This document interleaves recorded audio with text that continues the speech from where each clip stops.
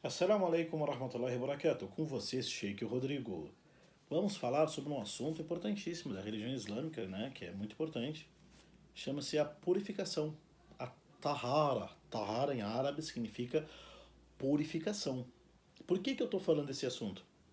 Né? Que nós temos que escutar as autoridades, as responsáveis. As autoridades responsáveis entra por aqui e sai por lá. Autoridades responsáveis nós devemos escutar e levar em consideração, e levar a sério essa pandemia do coronavírus. Mas a nossa religião, nós como muçulmanos, será que tem algo no Islã chamado prevenção? Será que o Islã como religião tem algo considerado prevenção? Vamos ver então, tá? Eu selecionei alguns textos, né, sobre essa prevenção. O Islã tem uma palavra chamada tahara. Tahara. Tahara significa purificação. Purificação. O profeta Muhammad sallallahu alaihi wasallam lhe disse, num dito narrado por Al-Harith ibn Asim, que está no Sahih Muslim, fala o seguinte: at-tahur, a purificação, shatrul iman. A purificação é metade da fé. Olha só a importância que esse assunto tem para a religião muçulmana. A purificação é metade da fé. Vamos saber por que agora, né? Você sabia que a palavra purificação é mencionada no Alcorão, ou o verbo tahara, tahara que significa purificar, limpar, tornar puro, né? É mencionado no Alcorão junto com seus derivados, verbos, enfim, né? Suas conjugações, né? 24 vezes. Eu fiz uma pesquisa, posso estar faltando algumas vezes, mas é mencionado no Alcorão 24 vezes a palavra tahara, que significa purificação. Claro, eu não vou mencionar todos, né? Mas vou mencionar alguns versículos. Mas antes de mencionar esses versículos, esta purificação em árabe, tahara, ela os sábios da jurisprudência islâmica classificaram em duas formas, dois tipos de tahara. Aquela tahara que é purificação, uma purificação física, material, né, das impurezas físicas e materiais. E a segunda classificação, a tahara, é aquela purificação espiritual, imaterial, abstrata, das impurezas imateriais, abstratas ou espirituais. Então a palavra tahara no Alcorão trata de dois assuntos. No Islã como um todo, tahara trata de dois assuntos. Ou a tahara, a purificação física, material, daquela impureza física, material, ou a purificação espiritual, abstrata e material daquela impureza espiritual, abstrata ou imaterial. Os sábios da jurisprudência da lei, daquele 1 mais 1 é igual a 2, eles tratam a tahara somente da questão física. Mas o Alcorão menciona 24 vezes a palavra tahara. Então vamos ver se essa tahara, essa purificação, ela é a primeira material ou a segunda espiritual. Por exemplo, no versículo 125 da surata número 2, na história do profeta Abraão, fala o seguinte: Allah fala para o profeta Abraão a seguinte frase: وَطَهِّرْ بَيْتِي لِلطَّائِفِينَ. Purifique a minha casa para os frequentadores. Essa purificação é as duas. Purifique espiritualmente, né, da adoração dos ídolos, e purifique de limpeza, né? No versículo 222 da Surat al-Baqarah, da segunda surata do Alcorão, fala o seguinte: Wallahu yuhibbu al-mutatahhirin. Deus ama os purificados. Purificação essa material e espiritual. Esse versículo 222 da surata número 2 está relacionado com a questão da higienização, da purificação física, material da mulher após a menstruação. Então fala o seguinte: fator para a mulher se purificar, que nesse caso é a higienização, após o término da menstruação. Por isso que fala, Deus ama aqueles que se purificam. Então é a purificação física, material. Na surata número 3, versículo 42, fala da Virgem Maria. Fala o seguinte: Wastafaki, Watahharaki, Wastafaki, que ela te purificou e te elegeu, da Virgem Maria. Portanto, purificação espiritual, né? No versículo, surata 5, versículo 6, que é o versículo da ablução, que eu vou falar daqui a pouco, em breve, fala se vocês estarem junuban, ou seja, se tiverem tido relações sexuais, né? Fatahharu, purificai-vos. Purificação física, material, com água e sabão. Água. Né? No Surata 9, versículo 106, falando sobre o zakat, a caridade, no Alcorão fala o profeta Muhammad, Muhammad, pega deles, né? Sadaqatan tutahhiruhum, pega a caridade deles e purifica-os com a caridade deles. Significa, as pessoas entregavam a caridade, doação para o profeta Muhammad, o profeta mensageiro de Deus distribuía para quem necessitava. Nesse caso, o zakat, ele purifica a pessoa. Qual purificação? Purificação espiritual e material. Surata 9, versículo 108. Fihi rijalun yuhibbu an yatatahharu. Tem homens que amam, que gostam de estarem purificados. Wallahu yuhibbu al-mutahharin. Allah ama os purificados. Tem pessoas que gostam de andar puras. Essa purificação material e espiritual. Deus ama aquelas pessoas que andam purificadas, se purificam materialmente e espiritualmente também. O versículo do lenço, sabia? Surata 1033, versículo 53, quando fala para a mulher usar o hijab, se cobrir, fala para o homem recatar os olhares, fala o que no versículo dhalika, olha a expressão que Deus usou no Alcorão, em árabe, dhalika atharu liqulubikum wa qulubihinna. Isto é mais puro para os vossos corações e para os corações delas. Purificação, pureza espiritual e material abstrata significativa. Surata número 56, versículo 79, sobre o Alcorão. La yamassuhu illa al-mutahharun. Não toca nele a não ser os purificados. Esse versículo é a purificação espiritual e a purificação também material. Surata al-Mudaththir, Deus fala ao profeta Muhammad, wa thiyabaka fatahhir, as tuas vestimentas, Muhammad, purifica. Purifique as tuas vestimentas. Então, purificação material das impurezas. Allah fala no Alcorão, na Surata Abasa, fala o seguinte, marfu'atin mutahhara. Que o Alcorão são páginas, fi suhufin mukarrama, marfu'atin mutahhara. Que o Alcorão, livro marfu', erguido, exaltado, purificado. Purificação espiritual. E fala também no Alcorão, para terminar, yatulu suhufan mutahhara, para recitar páginas purificadas. Purificadas, então, é o sentido. Portanto, para concluir, no Alcorão, no Surata número 20, mas fala o seguinte, fizemos descer do céu água tahuran, água purificadora. Então, a água é o principal meio para a purificação. Por isso chama-se nos livros da jurisprudência, o primeiro capítulo, não está aqui, está aqui atrás, os primeiros livros, o primeiro livro de jurisprudência islâmica, o primeiro capítulo, quando vai estudar jurisprudência islâmica, que é leis, é sharia, tudo, não. É a prática. Capítulo da oração, mas antes da oração tem o que? A ablução, deitar. Capítulo da ablução.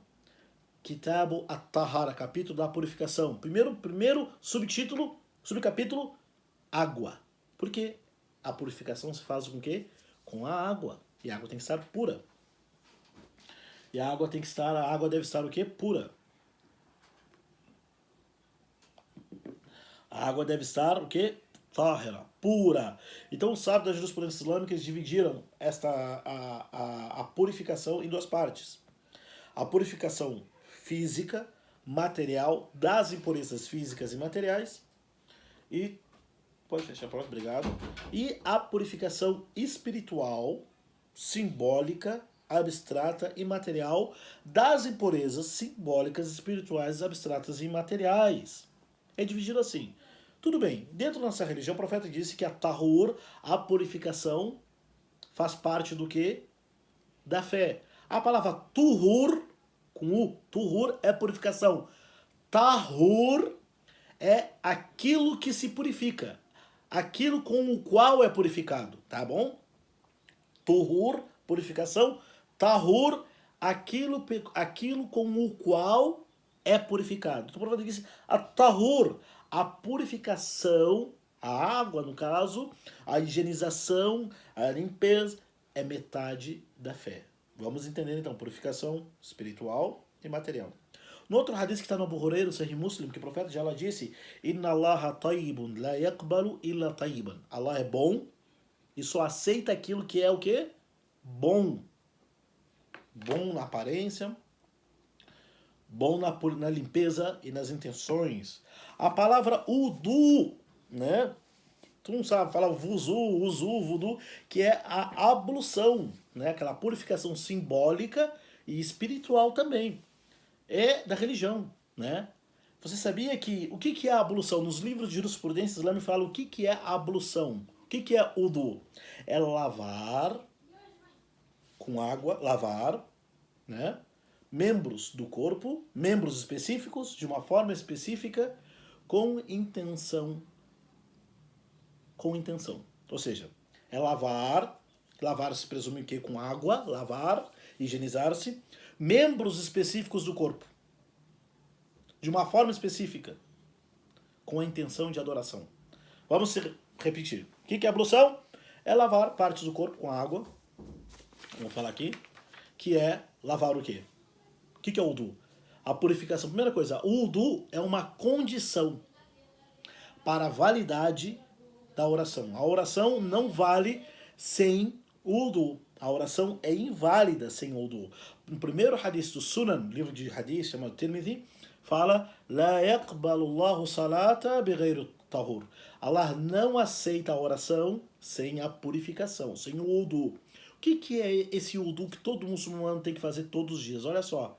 Então estamos falando de higiene, né? De precaução, tomar os meios, as notícias, o coronavírus, lava bem as mãos, cuidado. Vamos ver o que o Islã fala. Olha só, primeiro, o udu. O que é o udu? É uma condição, é um ato de adoração através da purificação de membros do corpo com a intenção de adorar a Deus. Tá, como é que se faz o udu? Lava as mãos. Lava as mãos. Né? Primeiro, o que? Lavar as mãos. 3 vezes. Se fizer uma, tá válido, mas a sunna correta é 3 vezes. Lava 3 vezes. O primeiro também é correto, mas o mais completo é 3 vezes. Lava uma vez, lava o udu, lava as mãos. Depois o que? A boca. Lave a boca. Sim, pega a água aí, bochecha aí, 3 vezes, né? Depois, chama em árabe, isso istinshaq, que é pegar a água, ó, suga com o nariz e, né? Isso faz parte do udu. Lavar o rosto começa daqui, ó, vai inclusive as orelhas aqui, lavar o rosto, né? Purificação, né? Depois faz o que o udu? Lava os braços até o cotovelo, até esse ossinho, o cotovelo, né? Lava 3 vezes, né? Lava 3 vezes, lava 3 vezes, lava 3 vezes, tá bom. Depois, palma da mão molhada, a cabeça, ó, umidade, até aqui, ó, até a nuca. Uma e volta. Não precisa lá botar a cabeça embaixo do chuveiro, não. Lavou 3 vezes, tá? Lavou 3 vezes, né? Lavou 3 vezes. Depois, pega a ponta dos dedos, né? Molhada. No ouvido, enxágua assim, limpa, né? Tira a cera, né? Depois lava os pés. Tem que lavar por dentro do dedo dos pés até o tornozelo, tá? Esse é o udu, né, que o muçulmano tem que fazer, porque é uma condição para a validade, é uma condição para a validação do salat, da oração. Tudo bem, quando que é obrigado e quando que deve fazer o udu? Em que situação o muçulmano ele deve fazer o udu? Primeira coisa, depois do café. Primeira coisa, eu não consigo enxergar, meu Deus do céu. Primeira coisa, para cada oração. Foi mencionado, foi relatado nos ditos, nos hadiths, que o mensageiro de Deus ele fez a ablução para cada oração. E também foi mencionado que ele fez várias orações com um único udu. Ou seja, a pessoa ela fez o udu para oração do meio-dia, e não quebrou a ablução, não quebrou o udu. Tudo bem, Sheikh, o que quebra o udu? Gases, número 1. Número 2, gases, tocar nas partes íntimas, né? Coçar, entendeu? Encostar naquilo que é impuro, bebida alcoólica ou carne de porco, dormir, cochilar, assim por diante. depois eu falo, não é agora esse assunto, tá bom? Então, se a pessoa, ela fez o wudu, se purificou para fazer a oração do meio-dia, e não quebrou a ablução, não fez o número 1, número 2, número 3, não quebrou a ablução, ela pode rezar a oração da tarde com o mesmo wudu. Se ela não quebrou a ablução, que não é meu caso, né? Ela pode rezar o Maghrib. Mas o profeta ele fazia o wudu antes de cada oração. Se faz este e se faz dessa forma. Ou seja, vai ver que a purificação e higienização está presente na nossa religião antes de cada antes de cada antes de cada oração, tá? Antes de cada oração. Ou seja, o wudu está presente na vida do muçulmano antes de cada oração. Quando também é recomendado fazer o wudu? Para a pessoa tocar o Corão, pessoal, sheik, posso ler o Corão sem wudu? A sunna correta é fazer o wudu para ler o Corão. Agora, o Corão traduzido em árabe, o mesmo o Corão em árabe, é o mesmo traduzido em português, é outro assunto que não é o momento. É recomendado fazer o wudu, tá? É recomendado também, isso é sunna, hadith, que o profeta fazia o wudu, a purificação toda essa. Recomendado não quer dizer que é obrigatório, tá? Não quer dizer se a pessoa não fizer cometer o pecado. Não é quando se fala que tá, a ação é sunna, é recomendado, não quer dizer se a pessoa não fizer, ela cometeu o pecado. E também não quer dizer que outras pessoas devem cobrar dela. Acho que ninguém tem que cobrar nada de ninguém para começar. Tá? Então, essa sunna é recomendado. Se é dentro, todas as recomendações estão dentro da possibilidade da pessoa. Tá? Antes de dormir, você sabia? O profeta sallallahu alaihi wasallam gostava de dormir. Antes de dormir, ele fazia a ablução como se tivesse feito para o salat. Tanto é, tem um hadith narrado por Bara ibn Azib, que está no Bukhari, demonstra que o profeta de Deus diz o seguinte: quando você deitar para dormir, faça o wudu como se tivesse feito para o salat. Deite no lado direito e faça a seguinte súplica. Tem uma súplica, tem uma oração que se fala antes de dormir para ficar na proteção de Deus. Então a sunna, a pessoa fazer o wudu para dormir. É sunna, tá no hadith do profeta, ele fazia. Aisha dizia, tem um hadith que está no Sunan Sahih ibn Hibban. Eu quero mencionar as referências para depois, até para acostumar os muçulmanos a procurar as referências. Onde é que está isto? Tá na minha cabeça, vozes do além? Não, tá tudo dito do profeta. Tem um Sahih, um livro chamado Sahih, livros compêndices de Quando a pessoa fala assim, chega, mas o que é Sunna? Sunna é a prática, Hadith é onde que está mencionada aquela prática. Tem um livro e esses livros de Hadith são várias coleções com cadeia de transmissão, dividido pelos assuntos. Tem um livro fantástico chamado Ibn Hibban, ou Sahih, um livro de Hadith, Ibn Hibban, que nada mais é que esse tijolo aqui, cara, olha só desse tamanho. Olha só. Tá marcado aqui, porque eu aprendi a estudar ele até aqui. Né? Depois o resto é comigo. No Sahih Ibn Hibban, esse livro aqui que ele faleceu no ano no 300... Ai, meu Deus do céu. Ele faleceu no ano 354 da Hijra, Ibn Hibban al-Khurasani. Ele compilou, juntou tudo isso aqui de hadith do profeta. Claro que 90% é repetido, tá em outros livros. Mas tem um hadith número 1151, que eu estava pesquisando para 1051, que fala o seguinte, tem um hadith que fala o seguinte, capítulo, fazer a ablução, os anjos pedem perdão a Deus para quem dormiu com a ablução. Tá aqui o hadith, tá aqui ó. Hadith do Sahih Ibn Hibban ao tamanho. Quantos hadiths tem em todo esse livro aqui? Meu Deus do céu, cara, olha. 7.000 e poucos hadiths, 7.444. Meu Deus do céu, cara. 7.444 hadith tem esse livro aqui, ó. Ah, eu quero saber Sunna. Aqui tem 7.444 hadith, tá? O hadith fala o seguinte, que o hadith do Ata an Ibn Umar, que Ibn Umar disse, que o mensageiro de Allah disse, quem dormir purificado, fazer o wudu antes de dormir, tem um anjo sobre cada fio de cabelo dele, pedindo perdão a Allah por ele. E quando ele acorda, os anjos dizem, ó Allah, perdoe o teu servo, porque ele dormiu purificado. Tá bom? Tá aqui no Ibn Hibban. Então, sunna dormir com wudu. Dentro da possibilidade, claro, né? Ah, mas tem, não é? A palavra tem, obrigado, não é. Se fizer, será recomeçada por Allah, tá bom? Outra Sunna Aisha, esposa do profeta, do Sahih Muslim, que o profeta, quando ele tinha relação íntima com suas esposas, sabe, quando um homem tem relação com a sua esposa tem relação com o seu marido, a pessoa, depois da relação heterossexual, para fazer a oração, ela tem que estar purificada. Purificada significa tomar o banho completo, que é outro tipo de purificação. Purificação completa é tomar o banho. O profeta de Deus, Aisha, esposa do profeta, dizia, quando o profeta de Deus tinha relação com suas esposas, ele não dormia sem antes fazer a ablução. Significa que o profeta, claro, se não adianta fazer a ablução, tem que tomar o banho.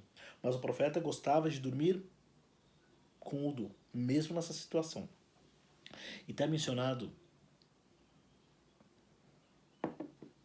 no outro livro de hadith chamado Tirmidhi, Abu Isa Tirmidhi, tem mais de 4.500 e poucos hadith que o profeta sallallahu alaihi wasallam, certa vez ele, quando ele acordou, chegou na mesquita para rezar a oração da manhã, chamou, cadê o Bilal? Chamou, Bilal, vem cá, cadê o Bilal? Companheiro do profeta Bilal, o Habashi, né? Ele falou, Bilal. O Bilal apareceu e disse, sim, o que foi, mensageiro de Deus? O Bilal disse, Bilal, no sonho, eu estava dormindo, o anjo Gabriel me fez ver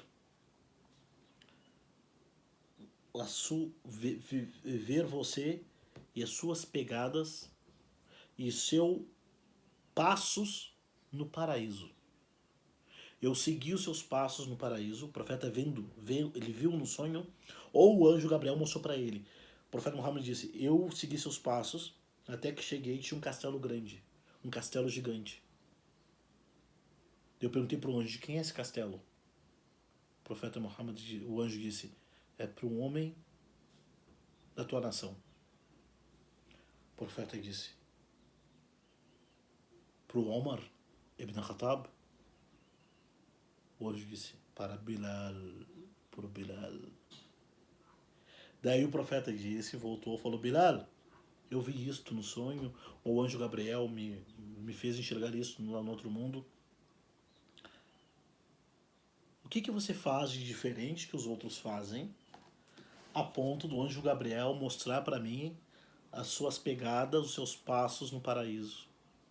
O Bilal disse ao profeta de Allah, eu não faço nada demais que os outros fazem, a não ser cada vez que eu quebro o wudu, cada vez que eu faço número 1, número 2, eu me purifico, faço o wudu. E depois que eu faço o wudu, não tem nada. Ele diz assim, ó, o hadith do Tirmidhi fala assim, ó mensageiro de Allah, não há nenhuma vez que eu quebre a ablução sem que eu faça o wudu. E não há nenhuma vez que eu faço o wudu sem que eu faça 2 rakat, 2 genuflexões de oração. Allah. Então é por isso. Ou seja, sunnah, quem quebrou a ablução e puder, claro, né? Não tá no ônibus agora para e quer fazer o wudu, não, né? Então, fazer o wudu após quebrar a ablução e após o wudu fazer 2 sunnah, se puder, claro. Tudo bem. Falamos então da purificação. A tahara, ela é material e ela é espiritual, né? Das impurezas espirituais ou materiais também, física, né? Agora, sabia que no Islã tem uma sunnah, é onde nós vamos chegar também, mas é importante agora, sunnah de lavar as mãos, é higienização das mãos, é um preceito religioso, um preceito islâmico lavar as mãos, gente, é um preceito islâmico. Sabia que o profeta disse sabia que é sunnah lavar as mãos quando acorda? Muitas pessoas acordam a mão, já vão pegar, fazer café, já vão pegar, passar manteiga no pão. Não, sunnah. Acorda, lava as mãos. O profeta disse, sallallahu alaihi wasallam, disse, que está no hadith de Abu Huraira, no Sahih Muslim, quando alguém de vocês acordar, não ponha a mão em recipiente de comida algum. Não ponha a mão na vasilha de água. Não faça nada antes de lavar as mãos. Porque ninguém sabe onde suas mãos dormiram. Isso que o profeta quis dizer. Então, sunnah, acordou, lava as mãos. Sunnah de lavar as mãos ao acordar. Outra sunnah também, sunnah de lavar as mãos antes de comer e após comer. Antes da refeição e após a refeição, sunnah. Isso é sunnah não que o profeta falou, mas os companheiros viam o profeta antes de comer, lavava as mãos. E após de comer, pedia água e lavava as mãos. Então, as sunnas, a prática profética, ela tem aquilo que foi transmitido, ele falando, ou as pessoas viram ele fazendo. Então, a sunna de lavar as mãos antes de comer e após as refeições. O profeta também ele proibiu as pessoas de estar tomando num recipiente. Antigamente não era cada um, tinha por exemplo, eu tinha um copinho de café, né? Tinha um copo d'água, eu tomo um copo d'água e passo para outras pessoas. Hoje as pessoas acham nojenta, mas olha no deserto como é que era. Então o profeta ele proibiu. Eu tô tomando copo, tomando água, por exemplo, fica assim, ó, assoprando, baforando no copo das pessoas. O profeta proibiu da pessoa ficar baforando no copo dos outros. Haram não é para fazer, o profeta proibiu. O profeta também ele proibiu da pessoa soprar a comida. Que antigamente, até hoje, as pessoas comiam num prato único. Daí chega eu lá, tem um panelão lá de comida, eu chego lá, tá quente.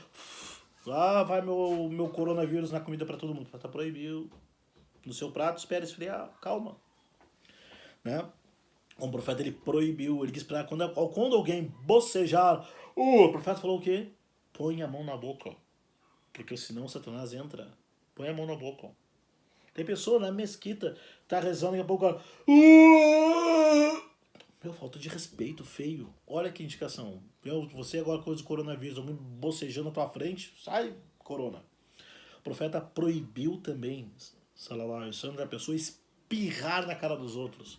Gente, não precisava o profeta falar isso, mas ele falou, é um ensinamento, ou seja, é um valor religioso em cima desta etiqueta, dessa norma geral, que hoje, coronavírus, o pessoal, quando for espirrar, quando alguém for espirrar, evite, não ponha, não espirre para os outros, diga alhamdulillah. Bom, queridos e queridas, essas são as indicações islâmicas, quando nós falamos de purificação, que a pureza, a purificação é metade da fé, é nisto, ou seja, olha como é bonito a nossa religião islâmica. O Islã recomenda, ordena e recomenda lavar as mãos ao acordar, lavar a mão antes de comer e beber.